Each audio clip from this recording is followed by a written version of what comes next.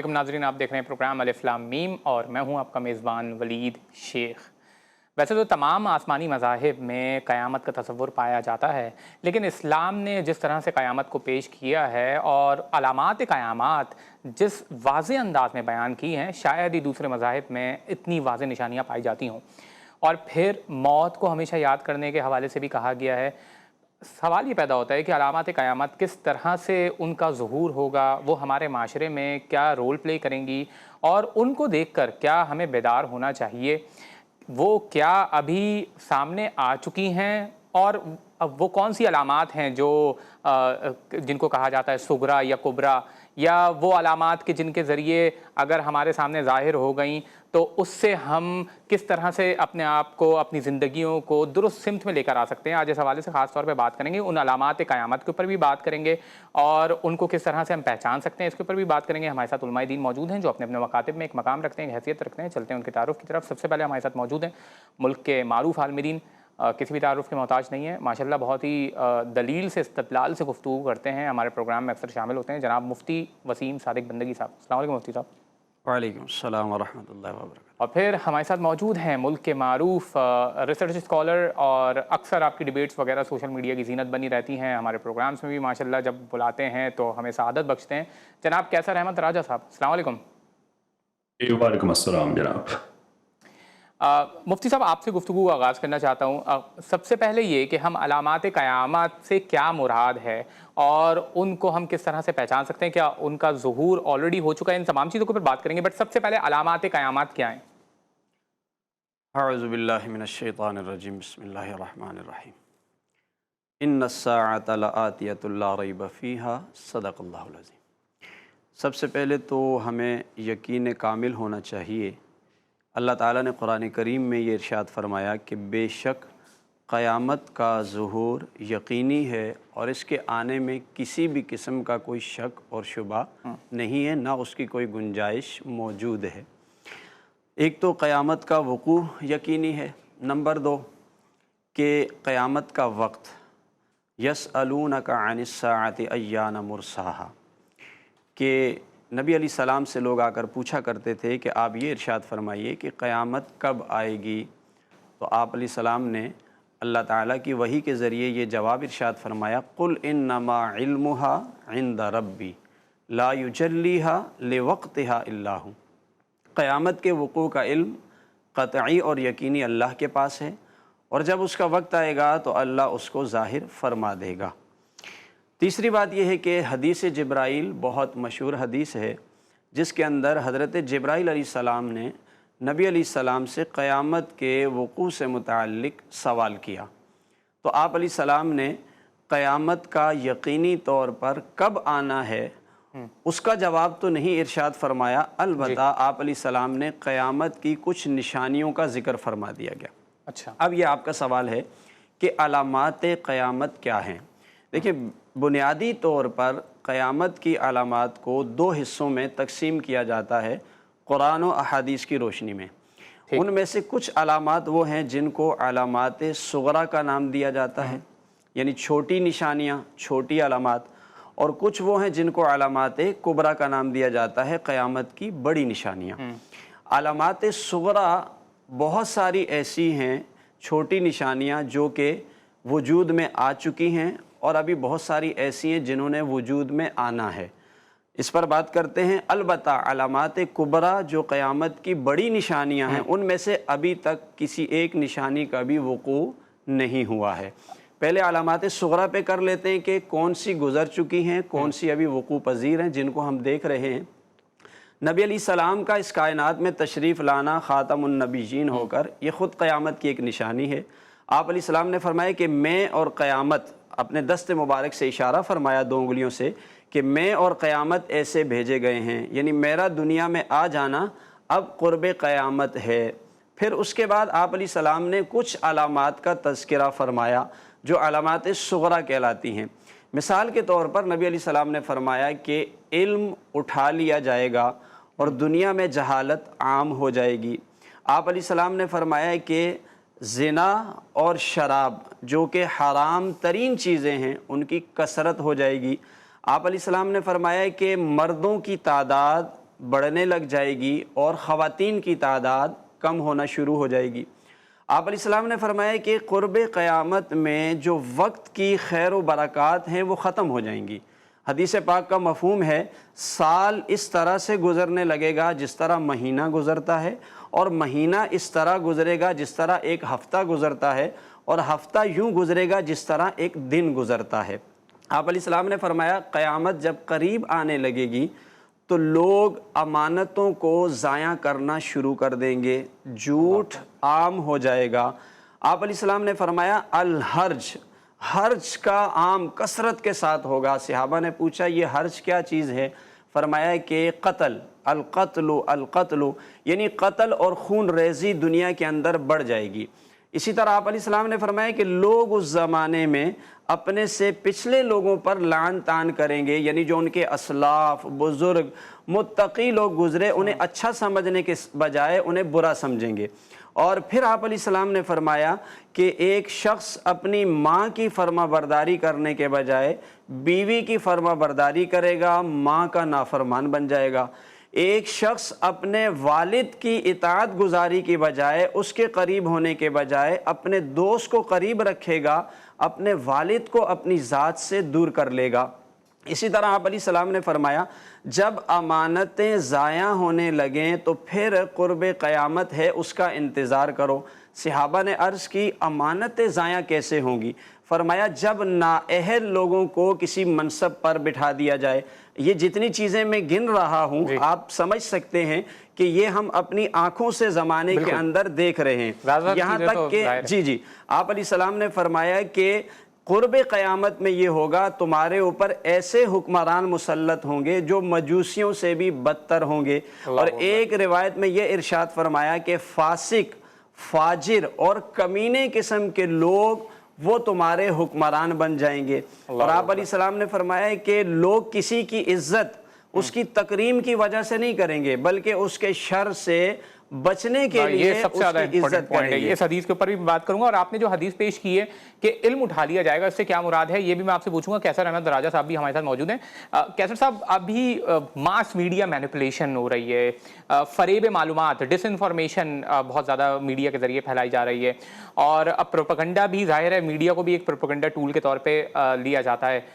خاص طور پہ غزہ کی وار میں بھی ہمیں یہ بہت زیادہ اب واضح طور پہ دکھ رہا ہے کہ کس طرح سے میڈیا کا غلط استعمال کیا جا رہا ہے۔ آپ کیا سمجھتے ہیں، کیا یہ یعنی ایک ڈسیپٹیو سسٹم کا کریٹ ہونا یہ علامات ہیں قیامت کی، یا پھر انڈیویجول جسے کہا جاتا ہے جیسے فار ایگزامپل دجال آ جائے گا، یہ آ جائے گا، یا پورا کا پورا ایک سسٹم ایسا کریٹ ہو جائے کہ جو پوری انسانیت کے لیے اتنا زیادہ ڈسیپٹیو ہے؟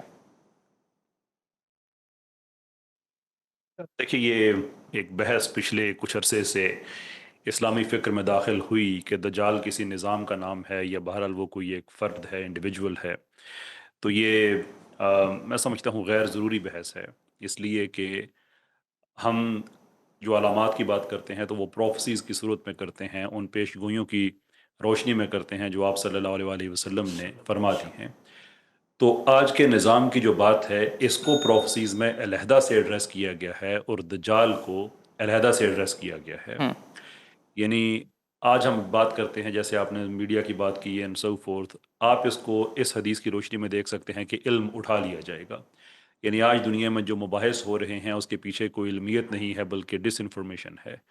اب علم اٹھا لیا جائے گا کہ یقیناً یہ مطلب ہو سکتا ہے کہ علماء دنیا سے ختم ہو جائیں گے، اس کا یہ مطلب ہو سکتا ہے کہ وہ جید ادارے جو ہیں ان کو ملائن کرنا شروع کر دیا جائے گا اور اس کے مقابلے میں سیکولر ادارے آ جائیں گے، ساری باتیں ہو سکتی ہیں۔ لیکن سوشل میڈیا کو بھی تو ہم اسی روشنی میں دیکھ سکتے ہیں کہ علم تو اٹھا لیا جائے گا، اب سوشل میڈیا پہ آپ کتنا پیسہ لگاتے ہیں اس کی بیس پہ لوگوں کی انفارمیشن۔ یہ پاکستان میں آج کل بلاسفمی والے کیس چل رہے ہیں، عام پاکستانی کو مس لیڈ کیا گیا تو ہمارے سننے میں آیا کہ 35 سے 40 لاکھ روپیہ خرچ کیا گیا سوشل میڈیا پہ، تو علم تو اٹھ گیا، اب عام لوگ جو ہیں وہ اسے غلط فہمی کا شکار ہونا شروع ہو گئے۔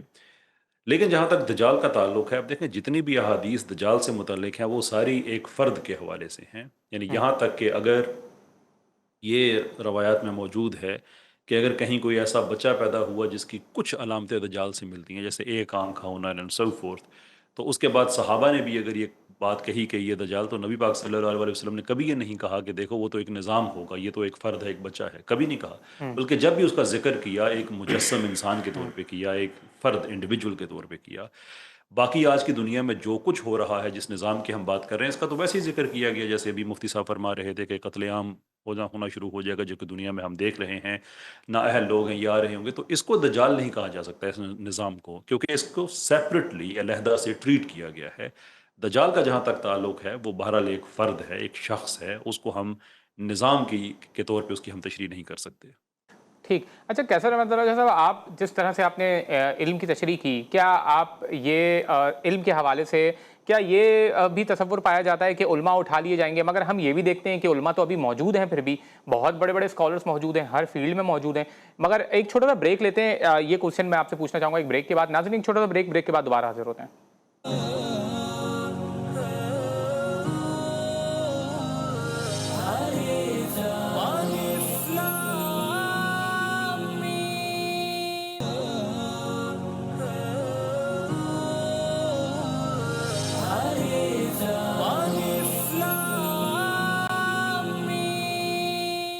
السلام علیکم ناظرین، پروگرام میں ایک بار پھر خوش آمدید۔ آج خاص طور پہ علامات قیامت کے حوالے سے گفتگو ہو رہی ہے۔ ہمارے ساتھ ملک کے نامور اسلامک اسکالر جناب مفتی وسیم صادق بندگی صاحب موجود ہیں۔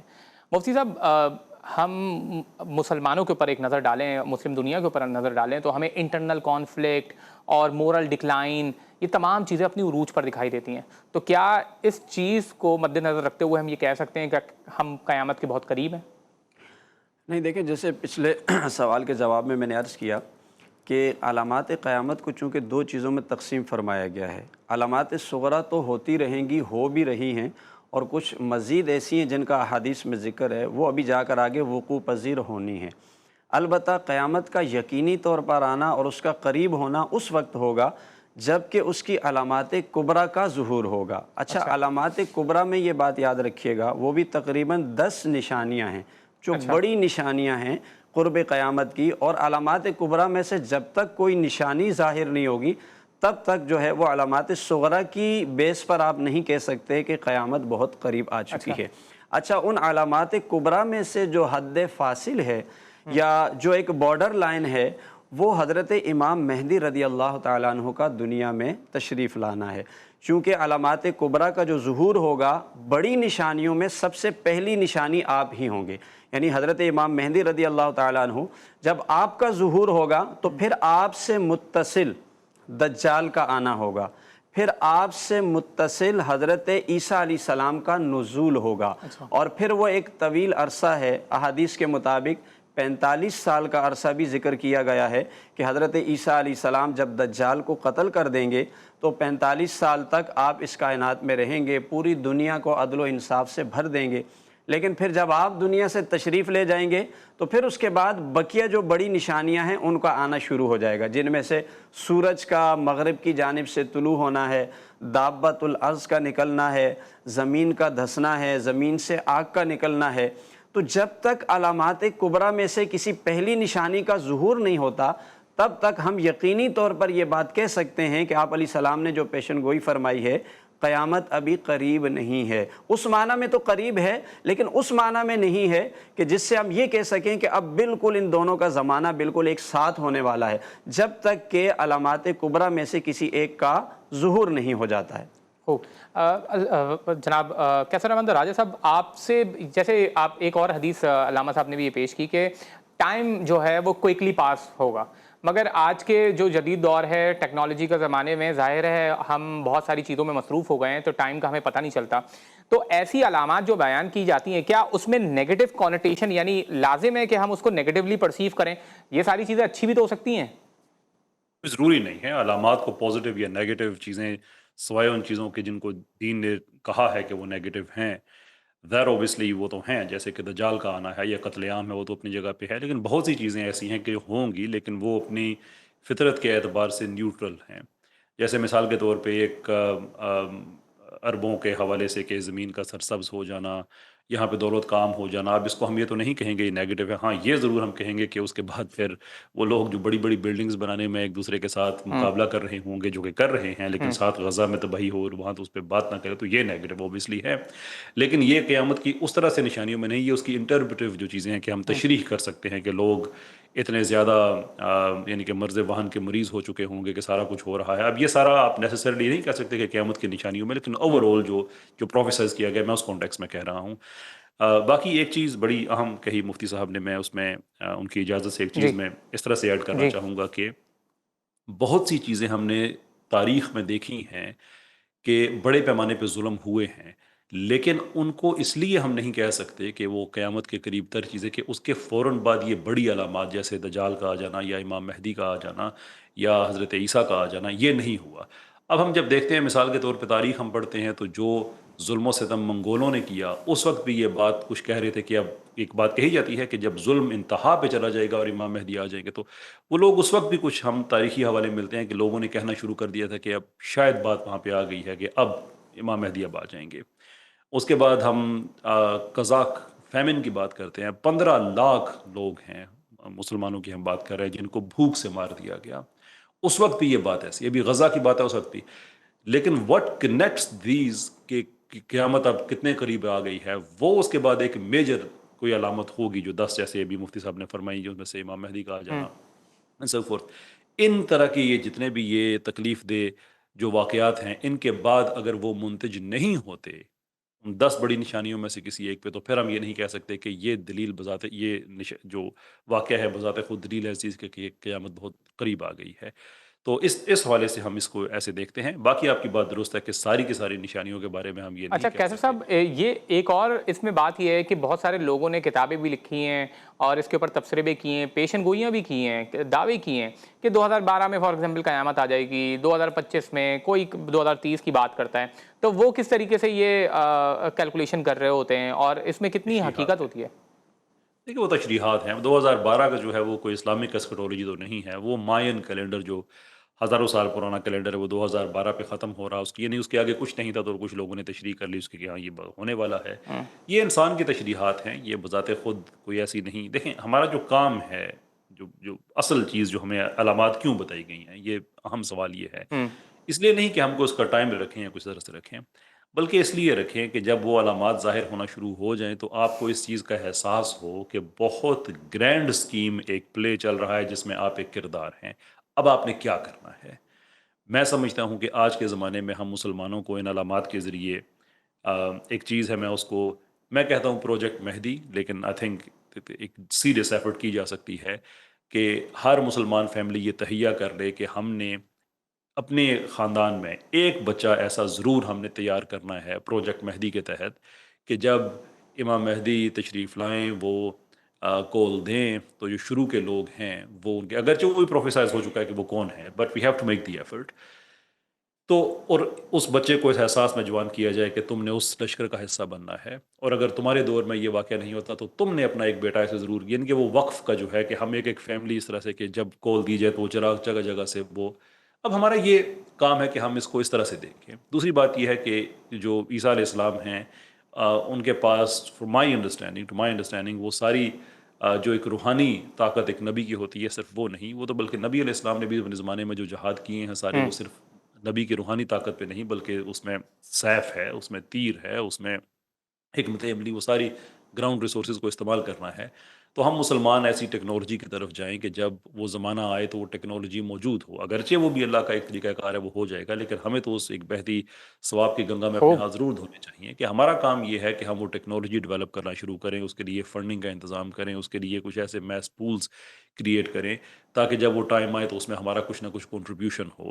اس کا مقصد یہ نہیں ہے کہ ہم ایک ٹائم رکھیں اور دیکھیں کہ اب یہ ہو گیا، اب قیامت کتنے دور رہ گئی ہے. یہ علامات بتانے کا یہ مقصد ہرگز نہیں ہے، بلکہ مقصد یہ ہے کہ ہم اس وقت کی تیاری کر سکیں کہ جب یہ واقعات ہو چکے ہوں اچھا تو بحیثیت کیسر صاحب، جس مسلمان طرف آپ ہمارا اشارہ کر رہے ہیں وہ تو ہمارے معاشرے میں، مسلم دنیا میں ہمیں بہت یعنی سیلڈم دیکھنے کو ملتی ہے کہ لوگ تیاری کی بات کریں، لوگ ٹیکنالوجیکل ڈیولپمنٹ کی بات کریں. یہاں پہ تو بات کی جاتی ہے کہ ہم شاید دعا کے ذریعے کچھ کر دیں گے. کیا یہ رویہ، یعنی اس کے لیے تو جنریشنز چاہیے کہ مسلمانوں کو یہ ایٹیٹیوڈ کریٹ ہو؟ नहीं सर, जनरेशन एक जनरेशन चाहिए होती है, हमेशा एक ही जनरेशन होती है। जो इब्ने खल्दून ने कहा था ना कि you are always one generation away from the glory. जिस जनरेशन ने पाकिस्तान बनाना चाहा था उसी ने बना लिया था। अब बिगाड़ हम रहे हैं क्योंकि हम ही से बिगाड़ना चाह रहे हैं, वो एक और बात है।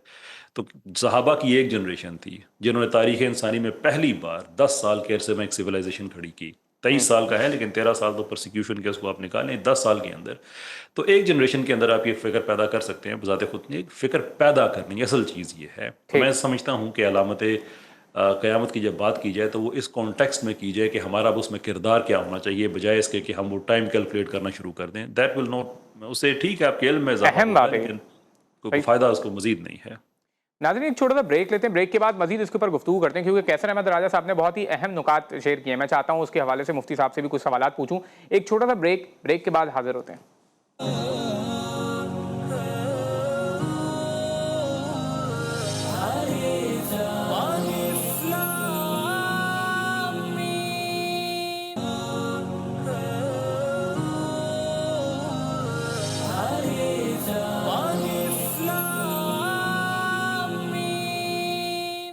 अस्सलामुअलैकुम नाज़रीन, प्रोग्राम में एक बार फिर खुश आमदीद। आज अलामात क़यामत के हवाले से गुफ्तगू हो रही है। हमारे साथ मुफ्ती वसीम सादिक बंदगी साहब मौजूद हैं। मुफ्ती साहब, कैसर अहमद राजा साहब ने ये बहुत ही खूबसूरत बात की है।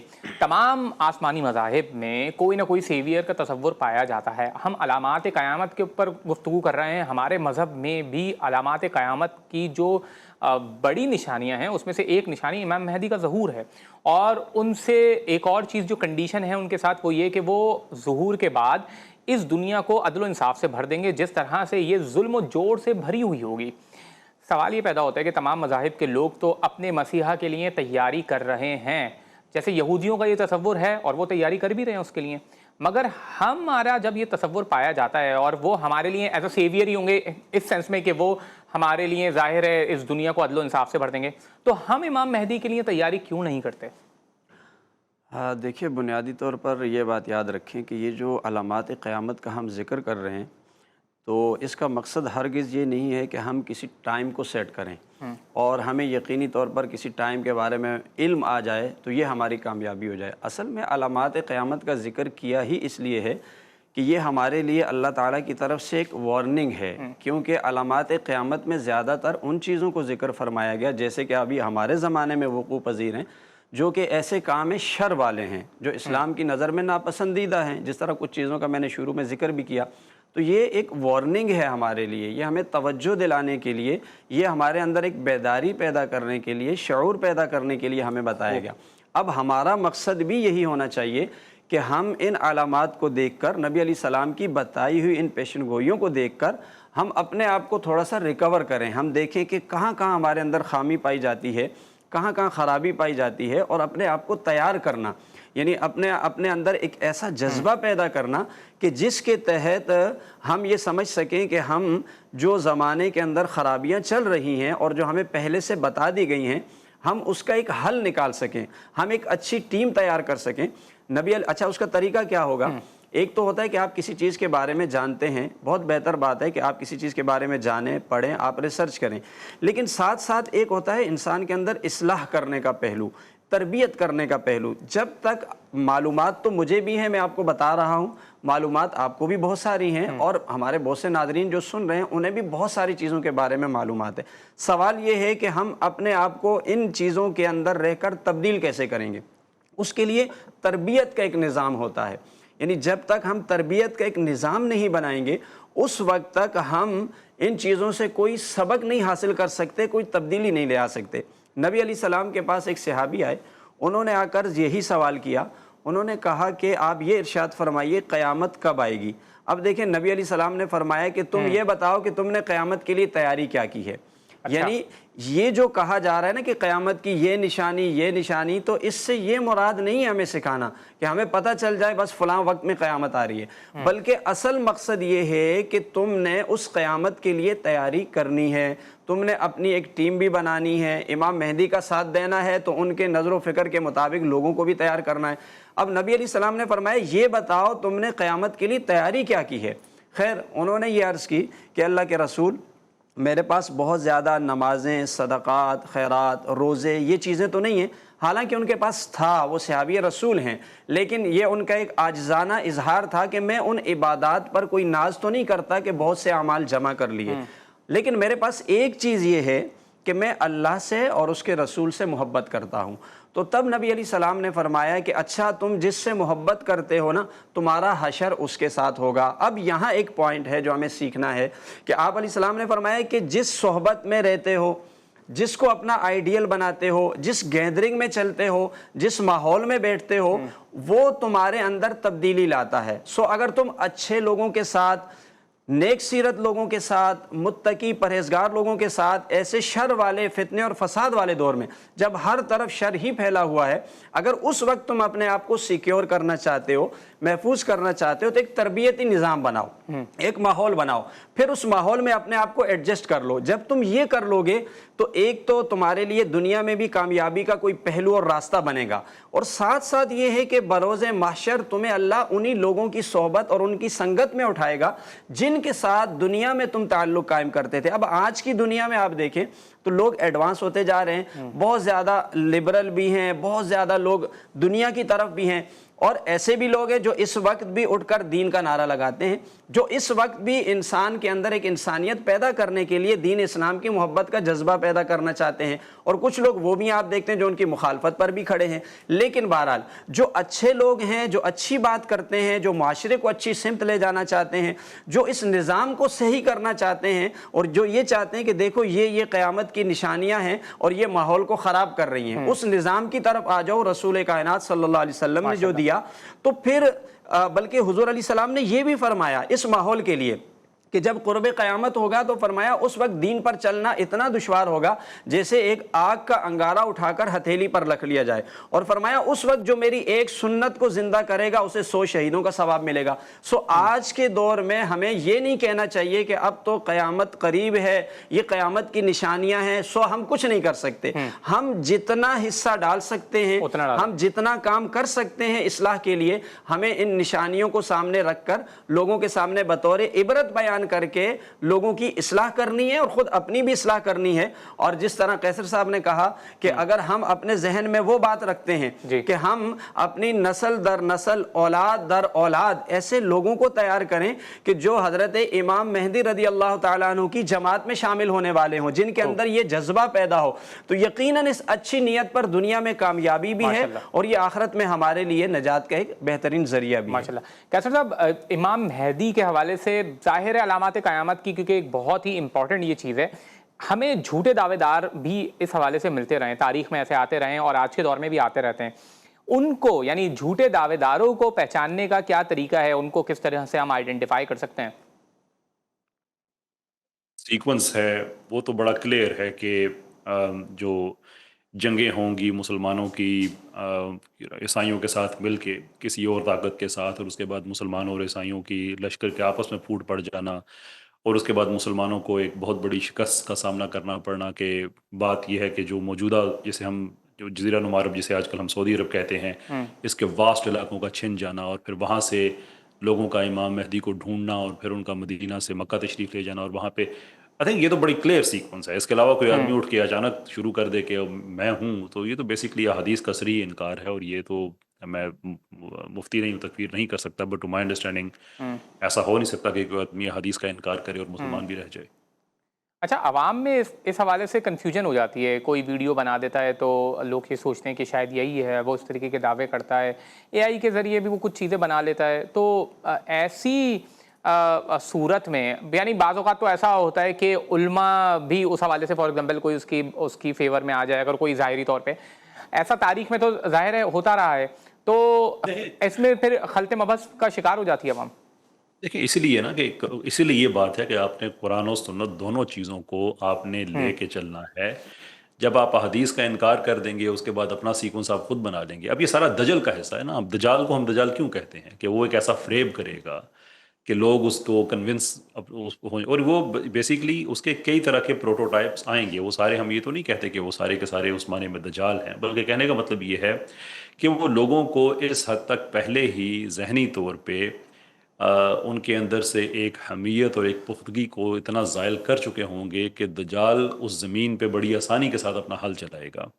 اب غیر مناسب بات ہے، وہ صاحب یہاں موجود نہیں ہیں، لیکن کسی نے ایک بات کہی تھی اور بڑی کام کی بات ہے، تو میں اشارتاً کہہ دوں گا کہ ہمارے بھی ایک صاحب ہیں پاکستان میں جہلم سے، کہ اگر انہوں نے لوگوں کو کنونس کر لیا کہ وہ اسکالر ہیں، تو آپ اندازہ کریں کہ دجال کس کس چیز پہ لوگوں کو کنونس کرے گا تو وہ سلسلہ ایسا ہی چلے گا کہ پہلے چھوٹے چھوٹے اس طرح سے لوگ آئیں گے، کوئی دعویٰ کرے گا، کوئی کیا کرے گا، کوئی کیسی باتیں کرے گا، ایونچولی یہ ہوگا کہ اسی دجل کے اوپر پھر جو لوگ جس کو ایکسپلوئٹ کرتے ہیں، ایک بڑا دجال آئے گا جو اصلی دجال ہے، اور اس کے بعد یہ ساری چیزیں ہونا شروع ہو جائیں گی۔ لیکن احادیث بڑی کلیئر ہیں کہ کوئی وہ زمانہ جو ہے وہ امام مہدی کا بھی ہے، وہ حضرت عیسیٰ کا بھی ہے، بڑی جنگ کا بھی ہے، اور سیکونس کلیئر ہے کہ مسلمانوں کی عیسائیوں کے ساتھ مل کے جنگیں ہوں گی، پھر ایک دوسرے کے خلاف جنگیں ہوں گی، پھر کتنا علاقہ چھنے گا۔ اگر یہ سارا نہیں ہوا اور کوئی آدمی اٹھ کے ہوا میں آ کے کہتا ہے کہ میں مہدی ہوں، آپ مجھے مان لیں، تو پھر ایک ہی طریقہ رہ جاتا ہے کہ آپ احادیث کا انکار کر دیں۔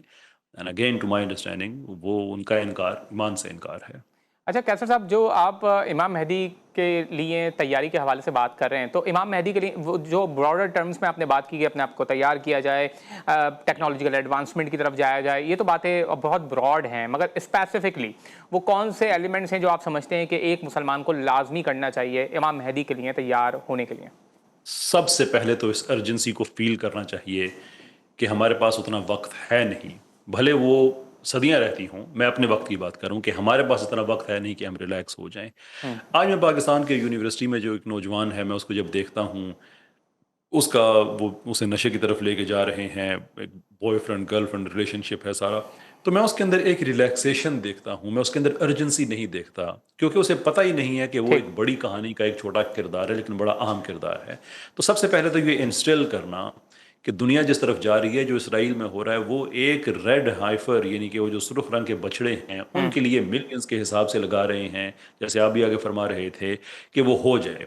اس وقت یورپ کے اندر جو نئی ایک جو پاپولسٹ موومنٹ ہے، یہ نیو کنزرویٹو ہے، اور یہ اسرائیل کے حق میں اس لیے ہے کہ ان کے اسکٹولوجی کے مطابق عیسیٰ علیہ السلام نے یہاں پہ آنا ہے اور یہاں پہ بادشاہت ان کی ہونی ہے، جو اہل یہود ہیں ان کے مطابق یہاں۔ تو اس وقت کے جو وہاں پہ ماڈرن یہ جو نئی ایک اچھا، اس نیو میں کنزرویٹو، کرسچن اور یہودی دونوں شامل ہیں؟ اس میں دونوں شامل ہیں، اور وہ اس وقت ایک دوسرے کے قتل کا انتظام کر رہے ہیں کہ اہل یہود کو پتہ ہے کہ ہم اس وقت عیسائیوں کی طاقت کے بغیر اپنے مسیحا کو نہیں لے کے آ سکتے، عیسائیوں کو پتہ ہے کہ اس وقت ہم اسرائیل کی طاقت کی ان کی وہ کیا کہ کہتے ہیں ان کی مدد کیے بغیر اپنا نہیں کر سکتے۔ اور اس کے بعد یہی ہوگا کہ یہودی یہ سمجھتے ہیں کہ ہمارے مسیح نے آ کے ان کا قتل عام کرنا ہے، عیسائی یہ سمجھتے ہیں کہ ہمارے نے آ کے انہوں نے عادر ان پہ ایمان لے کرنا ہے ختم، تو ایونچولی ایک دوسرے قتل، لیکن اس سٹیج تک دونوں متفق ہیں۔ ہم مسلمان ریلیکس ہیں، وہاں پہ ارجنسی اتنی ہے کہ ملینز آف ڈالرز کے حساب سے انویسٹمنٹ کی جا رہی ہے، وہ جگہ آپ اندازہ کریں کہ حالانکہ جہاں پہ وہ تو عیسیٰ اتنے علیہ زیادہ السلام نے، ترقی یافتہ آلریڈی ہو چکے ہیں۔ جی آپ دیکھیں وہ جگہ جو ہے جہاں پہ عیسیٰ علیہ السلام نے دجال کا خاتمہ کرنا ہے، وہاں پہ ایئرپورٹ بن رہا ہے۔ I mean this is how کہ اگر اسے بھاگنا پڑا تو اس طرح سے وہ بھاگیں گے۔